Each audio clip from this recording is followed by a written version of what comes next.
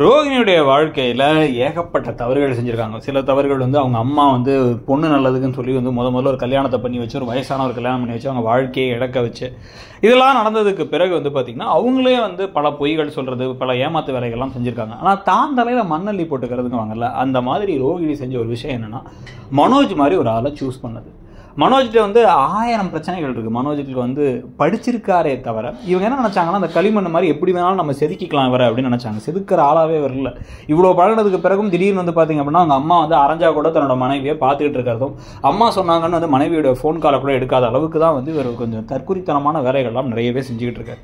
So இப்படி இருக்கும் பொழுது இன்னுமே அவங்களுக்கு இன்னொரு பெரிய அடியும் இருக்குது. என்ன அப்படின்னு பார்த்திங்கன்னா, நமக்கு தெரிய வரைக்கும் இவங்க இப்போ ஒரு முடிவு பண்ணியிருக்காங்க. எப்படியாச்சும் விஜயாவுடைய கண்ட்ரோல்லேருந்து மொத்தமாக மனோஜை பிரித்து நம்ம சைடு எடுத்துகிட்டு வரணும்னா ஒரு குழந்தையை பெற்றுக்க வைக்கணும்.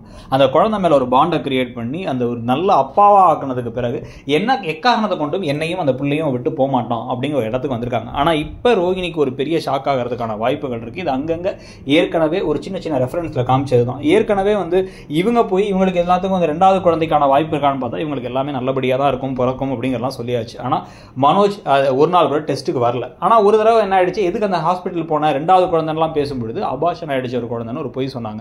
அப்போ மனோஜ் என்ன நினைச்சிட்டாரு, அப்போ நம்மளால குழந்தை பெற்றுக்க முடியும் அப்படின்னு நினைச்சிட்டாரு. ஆனால் அப்படிதான் இல்லை.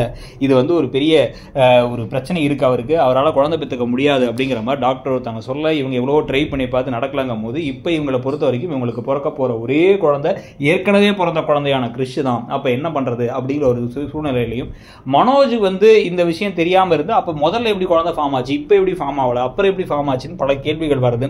விஜயாவுக்கு பல சந்தேகங்கள் வருதுன்னு பல விஷயங்கள் நடக்க போகுது. ஆனால் ஒன்று மட்டும் நிச்சயம், சீக்கிரமாக ரோகிணி மொத்தமாலாம் சிக்க போகிறது இல்லை. சின்ன சின்ன விஷயங்கள்ல அவங்களுக்கு குடைச்சல் வேணால் அதிகரிச்சுட்டே தான் இருக்க போகுது. அதுதான் சிறகடிக்காச்சு ஒரு முக்கியமான விஷயமாகவும்.